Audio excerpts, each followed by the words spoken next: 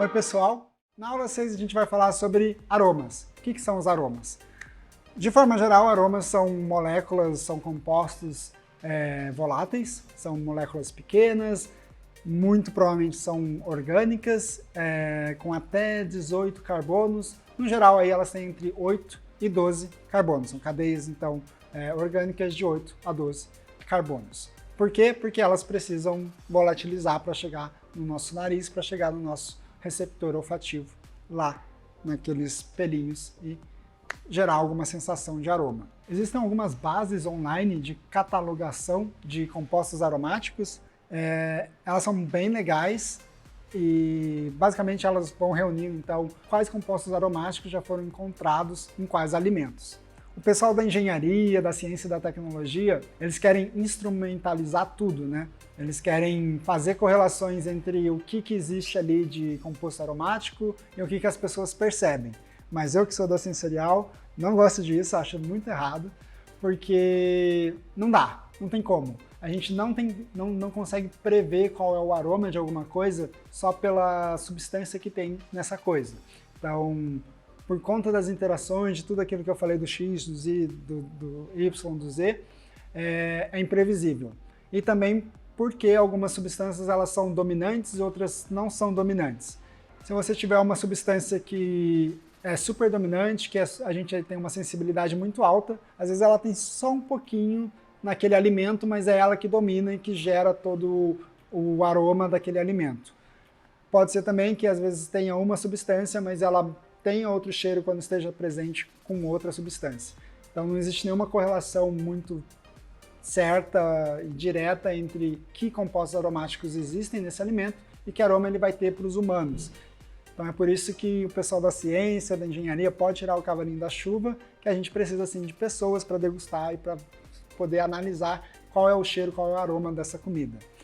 Claro que, por outro lado, nós gastrônomos, a gente tem a mania ou a vontade de tentar criar receitas também a partir desses compostos. Então a gente tem essa lenda de que coisas que compartilham compostos aromáticos ou ingredientes que compartilham compostos aromáticos, eles são gostosos. Do tipo, manjericão e tomate compartilham compostos aromáticos e é por isso que é uma combinação tão gostosa. Isso não é verdade, tanto é que a cozinha ocidental ela é muito mais baseada em congruência entre compostos aromáticos, então fizeram um estudo que eles analisaram milhares de receitas online do Ocidente e milhares de receitas online do Oriente. E eles descobriram que no Ocidente as receitas costumam ter ingredientes que têm os mesmos compostos aromáticos e no Oriente as receitas costumam juntar ingredientes que têm compostos aromáticos diferentes. Então, no Ocidente a gente costuma buscar essa harmonização através da congruência e no Oriente eles harmonizam por contraste. Eles trazem ingredientes que têm compostos diferentes para criar um prato gostoso. Eu acho que as duas culinárias podem ser muito gostosas e não é porque é congruente ou incongruente que vai fazer com que a comida fique boa ou ruim. E aí, novamente, só vai ter um jeito da gente saber se essa comida está boa ou ruim, que é comendo. Só a gente analisando quais são os compostos aromáticos que tem ali, a gente não consegue saber.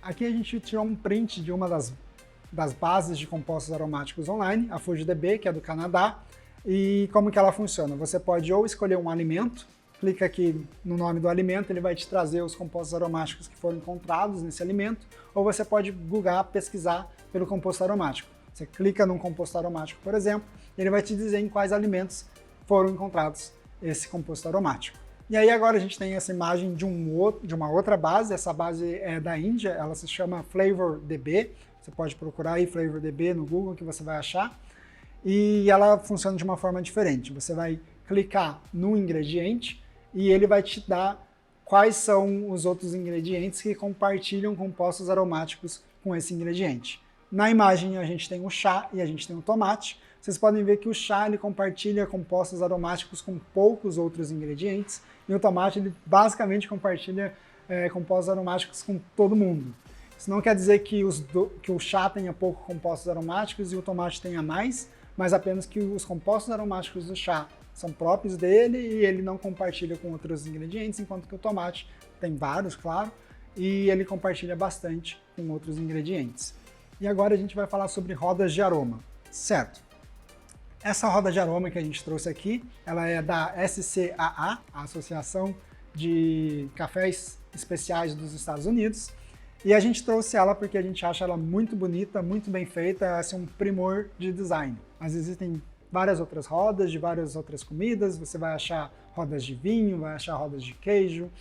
Em geral, as rodas são específicas para um tipo de alimento, mas existem também rodas que tentam ser mais gerais, para todos os tipos de prato, para todos os tipos de ingredientes. É claro que todas as rodas fazem escolhas, então elas não conseguem trazer todos os aromas possíveis e imagináveis de se encontrar naquele alimento, mas elas tentam, elas têm propostas de fazer isso, ou de servir para alguma coisa específica. Essa do café, por exemplo, é legal a gente enxergar como é que funciona isso, ou como ela se organiza, porque quando você for fazer uma degustação, você pode usar essa mesma lógica dessas rodas, que é o quê?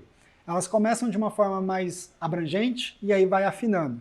Então, por exemplo, aqui, se a gente pegar especiarias, dentro das especiarias, ela se divide entre pimenta e pimenta marrom, e aí dentro da marrom você vai ter lá noz moscada, canela, cravo. Então, você, quando for degustar um alimento, pode fazer da mesma forma. Primeiro, se é frutado, é floral, é especiarias. Ah, é frutado. Tá, que tipo de frutado é esse? Ele é cozido, ele é fresco, ele está verde, está maduro. E aí você vai afinando até você conseguir chegar naquelas notas. Isso ajuda nas degustações também porque você vai conseguir chegar a consensos. Então, de repente, eu estou sentindo uma fruta específica, outra pessoa está sentindo outra fruta específica, mas a gente concorda que essa fruta está madura, que ela está cozida, que ela está verde, está fresca, ou alguma coisa, ou que ela é tropical, ou que ela é setentrional. Então, fazer esse caminho é bom e também ajuda você a chegar. Às vezes, de cara, você não consegue identificar aquela pera, mas se você fizer esse caminho, você consegue chegar na pera. Eu comentei aqui que as rodas, elas são escolhas, e essas escolhas, de forma geral, elas são eurocêntricas, ou seja, elas vão trazer aromas que são comuns em alimentos comuns na Europa, por exemplo. Então, a gente tem outras propostas, como essa roda de aromas amazônicos, que foi criada por duas professoras lá de Manaus, do Amazonas, e elas colocaram nessa roda frutas ou ingredientes, aromas que são comuns na Amazônia. Então você vai ter aqui tucumã, uxi, taperebá, que não são descritores normais das rodas feitas pela Europa ou pelos Estados Unidos, porque obviamente não existem essas frutas. De novo, então, as rodas também são escolhas e podem ser umas escolhas políticas, culturais, e depende também de que tipo de produto você está avaliando. Se você pegar uma roda de café arábica, vai ser uma roda. Se você pegar uma roda de café robusta, por exemplo, vai ser uma roda diferente, porque o café vai trazer umas notas diferentes um do outro. Agora falando sobre interação de aromas. A gente pode ter interações que são analíticas ou sintéticas. Analíticas é os gostos, por exemplo, em que o doce e o salgado vão continuar sendo doce e salgado, só vão estar juntos. Agora, no aroma, a gente já falou bastante sobre isso, na verdade, eles podem ser ou analíticas, ou seja, você vai sentir os dois cheiros separados, vai conseguir identificar eles sem problemas, ou eles podem se transformar em alguma outra coisa, que aí seria uma interação sintética, ou seja, 1 mais 1 vai virar alguma outra coisa. Eu trouxe essa imagem aqui só para ilustrar mesmo, mas ela é um gráficozinho de um estudo sobre Glade, sobre aqueles disfarçadores de aroma, né? Que para mim não funcionam muito, é uma coisa assim meio catinga. Mas ele é interessante de ver para a gente ver como a concentração também influencia no efeito. Então, de repente, se você tiver só um pouquinho desse Glade num ambiente empesteado, não vai fazer diferença nenhuma e ele vai subtrair ou você não vai sentir o Glade. Aí se você chega numa proporção mediana, por exemplo, pode ser que você sinta os dois. E aí essa interação se tornou analítica, você está sentindo os dois. E aí se você coloca ainda mais Glade, essa interação volta a ser sintética e você para de sentir, por exemplo, o cheiro ruim que está naquela sala e você vai sentir a lavanda. Então, como vocês podem ver nesse gráfico, a interação, o que acontece com cada uma das coisas, vai depender também da concentração desses compostos aromáticos no ambiente ou no alimento. Também tem a questão da adaptação nessa interação. Essa imagem aqui é de um prato do Heston Blumenthal, no Fat Duck, lá na Inglaterra, e devia ser muito interessante. É basicamente um sorvete de baunilha com canela, e ele servia junto com essas duas bisnaguinhas, uma com canela, outra com baunilha. Então o que acontece? Você podia provar o sorvete, você ia sentir a canela, ia sentir a baunilha. Aí você pegava uma das bisnagas e borrifava assim, a canela, por exemplo, você ia se adaptar. Lembra que a gente falou que quando você toma, ou também teve um experimento, você bebe uma solução muito ácida, e aí depois você volta para uma acidez menor, você não sente essa acidez menor, porque você se adaptou àquele nível alto de acidez. Ou então quando você escova os dentes e fica adaptado a uma doçura alta, você não vai sentir doçura no suco de laranja. Aqui é a mesma coisa. Você se adaptou ao cheiro de canela forte, e aí a hora que você for tomar aquele sorvete, agora você vai sentir só a baunilha. E aí você pode fazer o inverso também. Você vai pegar a baunilha, vai se adaptar ao aroma da baunilha, e você vai tomar o sorvete e ele vai ter só sabor, só ao aroma da canela. É mais ou menos a mesma coisa que acontece quando você entra numa pizzaria, de forno a lenha, etc e tal, ou numa churrascaria. Aquela pizzaria vai estar impregnada de cheiro de defumado, de forno a lenha, de pizza. A churrascaria vai estar impregnada de cheiro de carne. Você entra, vai ter aquele cheirão de churrasco. Isso faz com que você sinta menos o aroma da comida, o sabor da comida quando você comer dentro desse ambiente. Porque você vai se adaptar a esse defumado que está no ambiente da pizzaria, vai se adaptar a esse aroma de carne que está na churrascaria, e a hora que você for comer, você vai sentir isso de uma forma mais fraca, porque você se adaptou a um nível alto, ou um nível que tiver naquele ambiente, para esse aroma. Então a adaptação ela ocorre também no olfato. E para terminar as interações, gostos e aromas congruentes, eles se estimulam, eles se aumentam. Se você pegar a baunilha, por exemplo, já falei desde a segunda aula, ela é muito associada ao doce, faz com que a gente sinta doçura. Se você colocar baunilha em alguma coisa doce, a gente vai sentir essa coisa ainda mais doce, porque a gente tem esse aroma que vai ser congruente com a doçura e vai aumentar a sensação de doçura nesse alimento. Isso acontece de uma forma de sobreposição. Então vamos dizer que a baunilha ativa um certo número de neurônios, o açúcar vai ativar um outro certo número de neurônios, e quando você tem os dois juntos, você vai ativar esses dois grupos de neurônios e mais um terceiro que só é ativado quando você tem os dois ao mesmo tempo. Então, ao invés de ser 1 mais 1 vai dar 2, 1 mais 1 vai dar 3, porque você tem uma área de neurônios que só é ativada quando as duas áreas do açúcar e da baunilha são ativadas. Os aromas, eles podem buscar um gosto específico. Então, a baunilha, ela busca a doçura, mas a doçura em si, ela não vai trazer o aroma de baunilha. Eu não vou comer açúcar e sentir aquele aroma de baunilha. Talvez, se eu só comesse açúcar ou coisas doces com baunilha, isso poderia acontecer. Mas como eu como muitas coisas doces ou coisas com diferentes aromas doces, o doce sozinho não consegue puxar um aroma, porque o doce está relacionado a diversos aromas que são doces para mim. Agora, o aroma doce, ele só vai me trazer a doçura, porque ele está associado à doçura. A gente fala de doçura, mas isso acontece também com os outros gostos e aromas. Então o bacon ele vai dar aquele salgadinho na boca e a gente efetivamente está sentindo salgado no nosso córtex gustativo. Só que o sal em si, ele não vai trazer o gosto de bacon sozinho. O que o sal pode fazer? O sal ele vai intensificar algum alimento que tenha aroma de bacon, eu vou sentir mais esse bacon. Uma única exposição já pode criar essa relação. Então vamos dizer o açaí, que aqui no sul a gente come doce, né? E no norte, no nordeste eles comem salgado. Uma única vez que eu como açaí ou doce ou salgado, pode ser que a próxima vez que eu sentir o aroma do açaí, eu já vou ter essa correlação estabelecida entre se foi o doce, eu vou sentir doçura nesse aroma, se for o salgado, eu já vou sentir salgado nesse aroma. Então, pode ser que só uma exposição já gere essa correlação entre um e outro. O efeito central acontece no neocórtex, então é uma coisa que acontece no nosso cérebro. E isso também quer dizer, então, que um pouco de atenção e treinamento pode cancelar ou pelo menos reduzir o efeito. Se você parar e prestar atenção num alimento que seja pouco doce, mas tem a baunilha, você vai, pera, ele não é tão doce assim, é a baunilha que está me fazendo sentir essa doçura nesse alimento. Com chocolate tem bastante disso também. Para terminar essa aula 6 sobre aromas, a gente escolheu 2 aromas que a gente acha interessante de falar em particular, separadamente. Um deles é a reação de Maillard, os aromas que são produzidos pela reação de Maillard, e o outro é o ranço. Começamos então pelo Maillard. A reação de Maillard foi descoberta ou foi descrita pela primeira vez em 1912 pelo Louis-Camille Maillard, um francês, um químico francês. E o que seria essa reação? É basicamente uma reação de complexificação.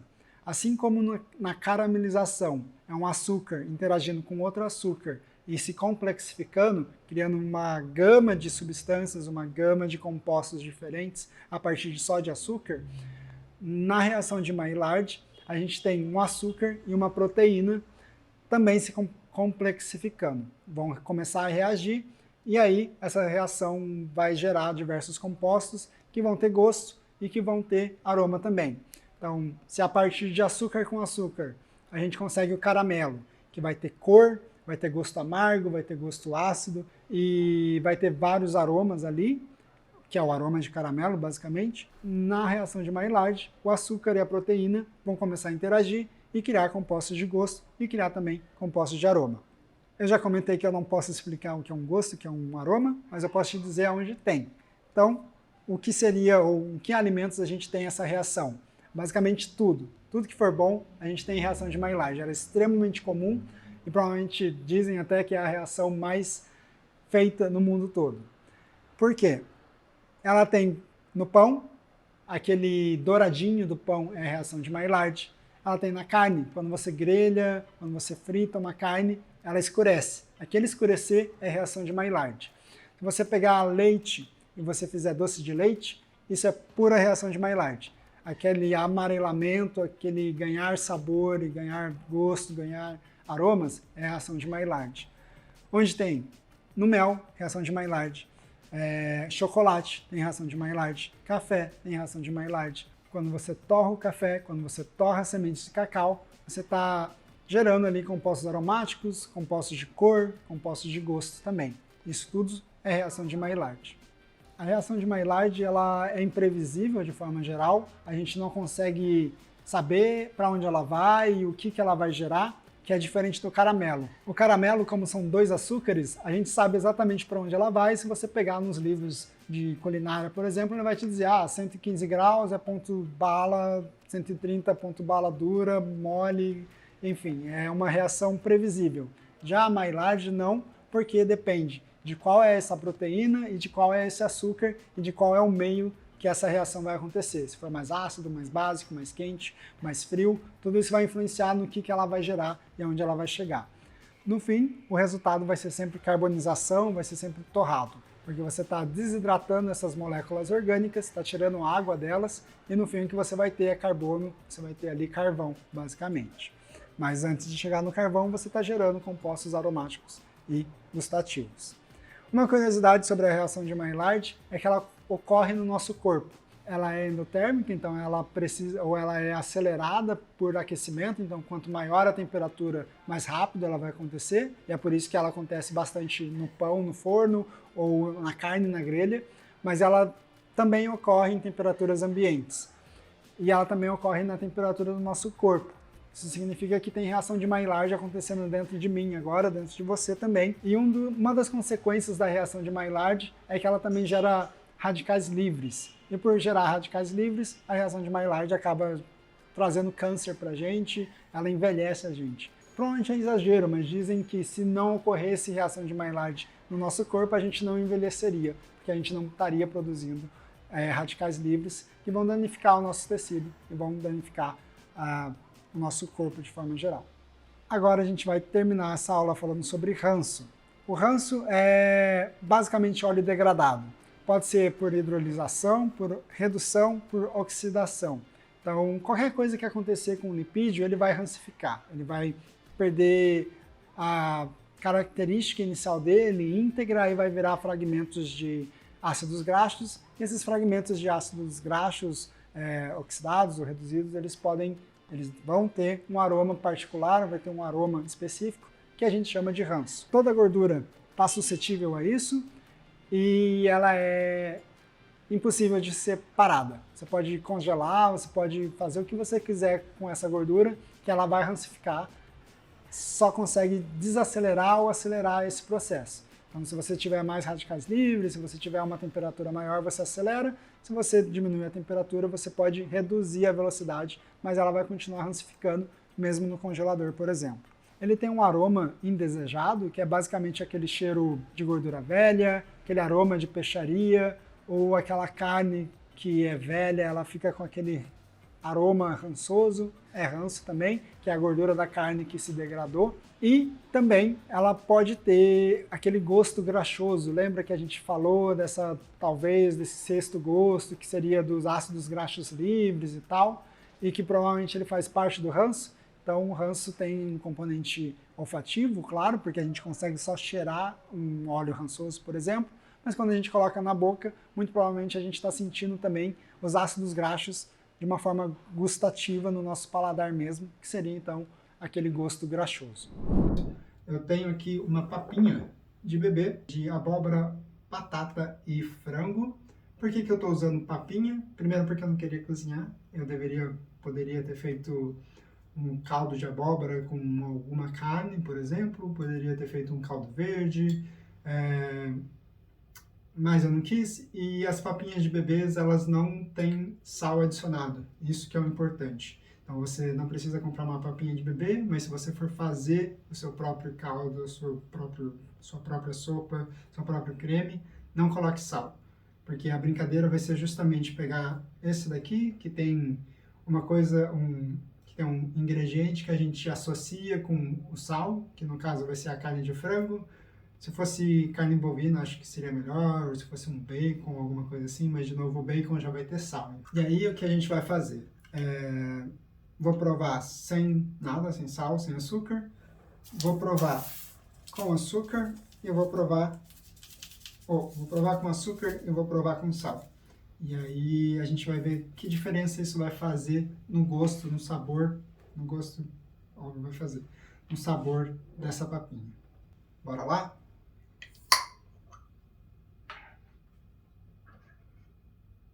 Ela é bem abóbora. Não, dá pra...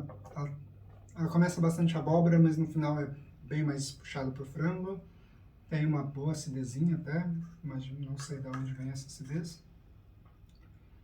A batata, dá pra sentir. Bom.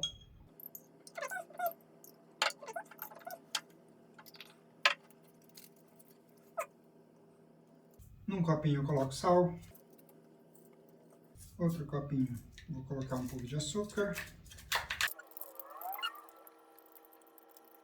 Certo, então eu coloquei um pouco de sal nessa papinha aqui, e coloquei açúcar nessa papinha aqui. Acho que eu vou começar com o doce. Vamos ver o que acontece com o sabor dessa papinha depois que eu coloquei açúcar nela.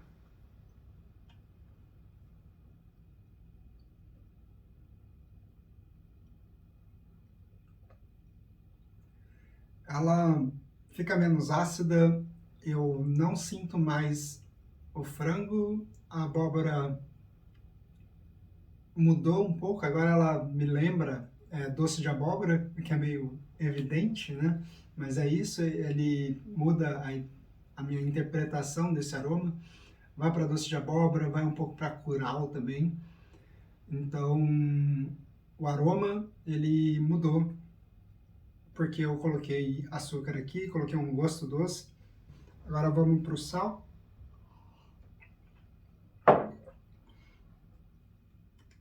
Vamos ver se o sal muda o sabor desse alimento.